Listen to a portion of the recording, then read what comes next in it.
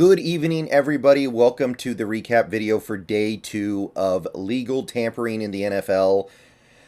Better known generally as the start of free agency because deals are almost never backed out of. But anyway, today was day 2, and there was a good amount of NFL activity and a decent amount of Seahawks activity as well.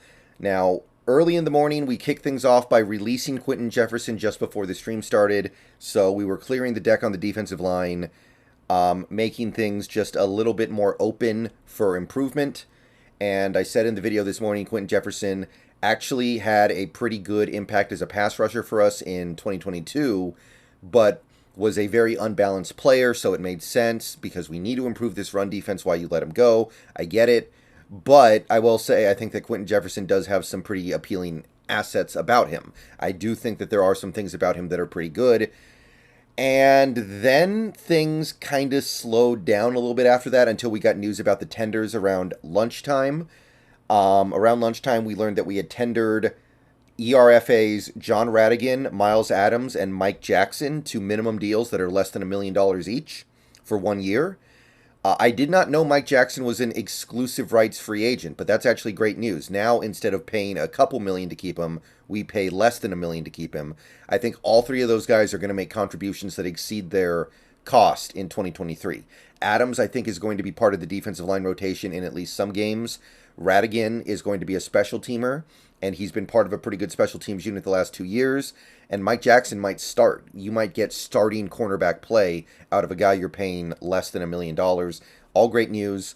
We also tendered restricted free agent Ryan Neal on the lowest possible tender, which was surprising and interesting to me because I feel like a team would be willing to go after him at that cost, trying to top our offer and knowing they don't have to give up any draft picks if they get him.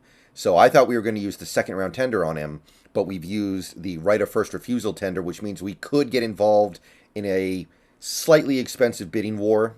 So that is at least on the table.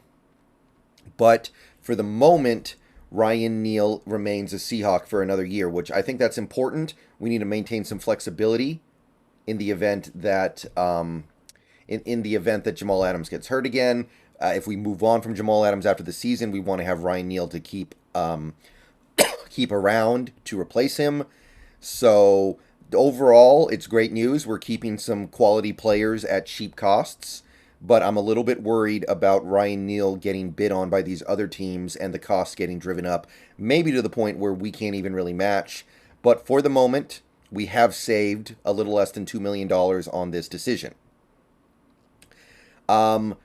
The moves of significance started a little bit later in the day. A couple hours after the tenders, we learned that Rashad Penny had actually signed to the Philadelphia Eagles. So Rashad Penny's now gone, so that's definitely a hole we're going to have to fill on this roster. And I do believe that Rashad Penny probably wanted to go somewhere else because he didn't want to get stuck behind Ken Walker and not be able to put up big numbers more than anything else, because he signed for $2.1 million. $2.1 million. That's something we easily could have matched, and he easily would have been worth it. I would have been all over that all day, and I'm very, very skeptical of the thought that we didn't want to do that. So I think that we basically just decided to, Rashad Penny just decided he wanted to go somewhere where he could get the ball a little bit more, like Philly. So Rashad Penny is gone. We're going to need probably at least one new running back, maybe two, to make this work. So, unfortunate there. I wanted to bring Penny back. I'm not torn up about it, but Rashad Penny is going to Philly for a year. And then, later in the day, actually just like an hour ago, we got word we are making a signing. And I think it's kind of interesting. Yesterday, we released Shelby Harris, and then we signed Draymond Jones to replace Shelby Harris later that day. This morning, we released Quinton Jefferson, and tonight we signed somebody to replace Quinton Jefferson, Jarron Reed. He gets a 2-year deal that maxes out at $10.8 million, but we're going to have to see how the incentives and escalators work in that deal. It is entirely possible that it ends up being more like 2 years, $8 million. And if that's the case, and the incentives are somewhat unlikely to be reached, then I think that's pretty good. I'm pretty on board with that.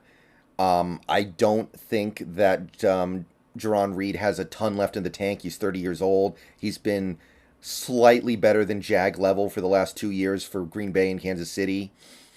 I'm not super excited about it because there's nothing ambitious about the signing, but he's not a terrible player. It seems like the cost is going to be okay. It's probably going to be a 1-year deal for like 3 million, maybe 3.5 at most.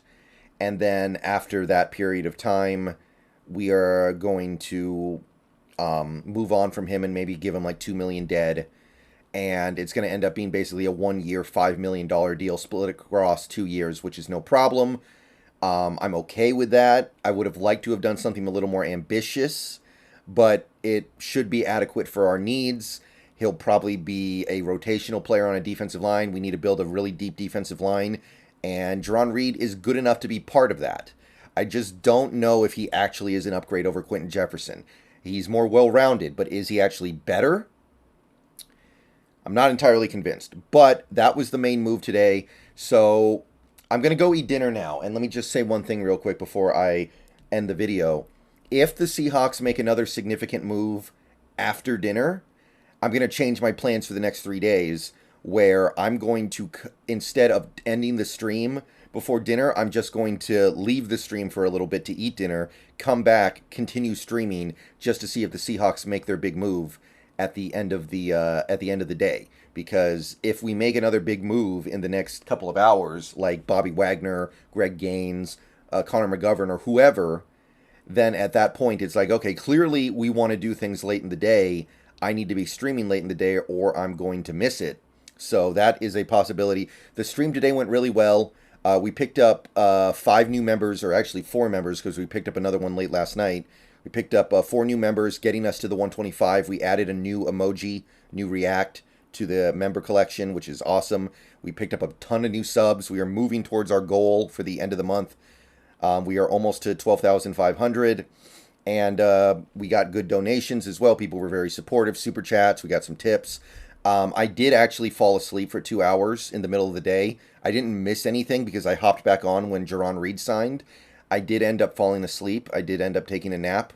Not on stream, luckily. I did leave the stream to at least do that. But yeah, it's hard to stay up when nothing is going on for hours and hours and hours and hours. So my apologies for that. Hopefully I don't do that over the next few days, but it does happen. So tomorrow, same plan, going live at 9, going to go stream until 5. If the Seahawks make a big move tonight, I'll make a video about it, and the future streams are going to stretch past dinner instead because I need to start being able to actually keep up with the big moves as they happen. So that's what we're looking at right now. Once again, Seahawks cut Quentin Jefferson, tender 4 players for cheap, lose Rashad Penny, bring in Jarran Reed. So tomorrow, look, tomorrow I'll say this. It seems like we like to release a player in the morning and then replace him in the late afternoon. So maybe tomorrow we're going to release, I don't know, Al Woods. And then we're going to bring in Greg Gaines at the end of the day, something like that. Maybe we're going to release, well, we actually can't release any linebackers because we don't have any, and then bring in Bobby Wagner. But one interesting report that came out today was that apparently the Cowboys have lost interest in Bobby Wagner, and therefore we are currently the only team that is showing real interest in him. If that's the case, he should be easy to get, and it should be happening in the near future. All right. Thanks for coming out. That is your Day 2 recap. See you guys tomorrow. If there's a move tonight, I'll talk about it. But for now, go Hawks.